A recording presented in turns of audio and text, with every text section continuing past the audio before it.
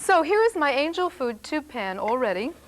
And of course my oven is preheated because a foam cake, absolutely, unlike a butter cake, must go into the oven just as soon as the batter is prepared, or it will lose an awful lot of volume. I'm going to bake it for about 55 minutes until it tests done, which means when a cake tester inserted in the center comes out clean and when it springs back lightly. If you find that in that long baking period the top starts over browning, you can open up the oven door if you see toward the end that this is happening, and you can just very quickly cover it lightly with aluminum foil. Don't try to crimp it around the edges because that will create steam. And we don't want too much steam. It's going to be a wonderful moist cake, even eaten from the freezer. It's delicious.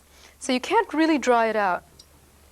But it's so light and delicate that the only way to get an angel food cake or a chiffon cake not to fall when you take it out of the oven hot is to turn it upside down.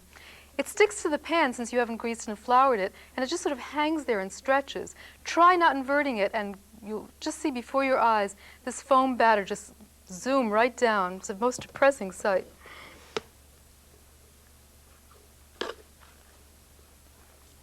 You know, a chiffon cake is a truly American cake. It was invented by a man named Harry Baker, who was a caterer in Los Angeles. And he made it for parties, and it was so popular, he ended up selling the recipe to Betty Crocker Company, General Mills. It was a secret for years. It's kind of like a cross between a butter cake and an angel food cake. It's not as sweet as angel food cake, and it's much more moist, but it's infinitely lighter than a butter cake. And you can see all the foamy bubbles in it. So this is going to be baked in the oven, as I mentioned. And now here's a cake that I've already baked. Now this one got a little brown on the top.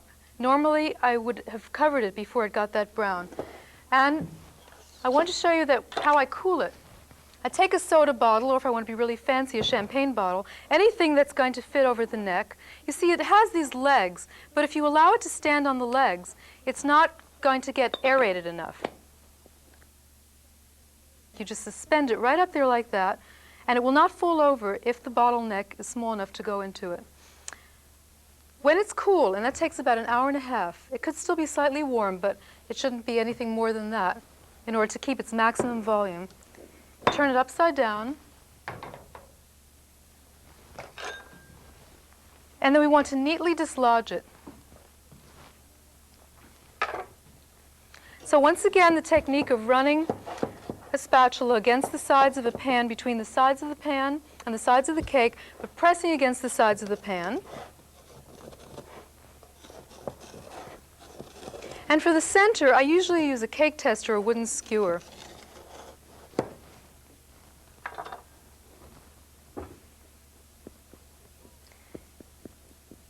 Now I'll probably be able, if I did a good job dislodging it, I'll probably be able to lift the center core right out of the pan.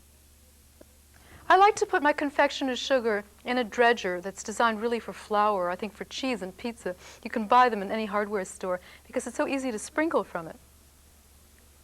This is a technique that's used also to decorate cakes with a doily. You lay a doily on the top.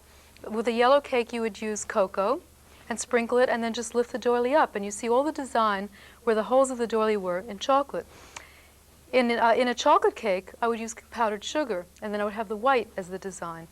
So this can be sprinkled lightly, but I also want to show you the technique of using a very quick chocolate drizzle. And this can't be done early in the day because when it dries, it could have that slight graying that chocolate has when it's not treated in a special way.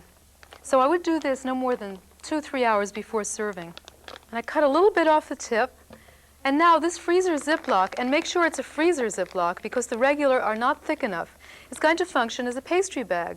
What I've done is I've taken grated chocolate. You can use tiny chocolate chips as well. And I've put it in a freezer Ziploc, secured it, sealed it, and put it in a pan of very hot water. And every once in a while I knead it, and when it's all melted, I can just use it directly out of this bag. See, this is now like a piping bag. And you'll see what a pretty contrast this is.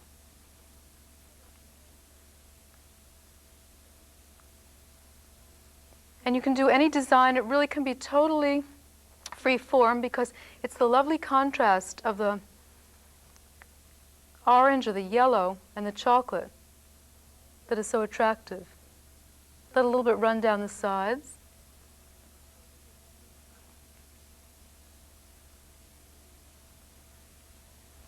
And another really nice design is fresh flowers. I've seen people fill the center with daisies, which are very nice springtime kind of flower. But it would be especially appropriate to use orange blossoms. Someone recently gave me a miniature orange tree. The oranges don't taste awfully good, but they sure make a terrific decoration for my orange chiffon cake. Let me center this a little. Whoops. As you can see, it will move very easily on the plate, which is an advantage if you've put it in the wrong spot. And also, you can buy lemon leaves, which really resemble the orange leaves, any time of year from a florist.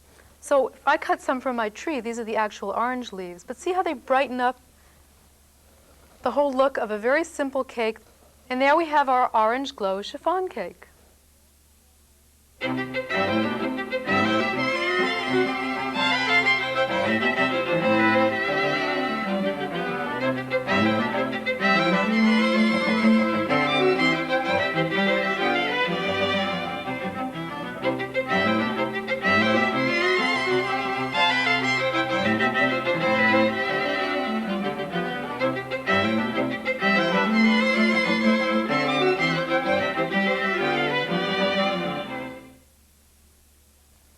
I hope you've enjoyed yourself as much as I have, and that you'll go on to bake many delicious things in your kitchen.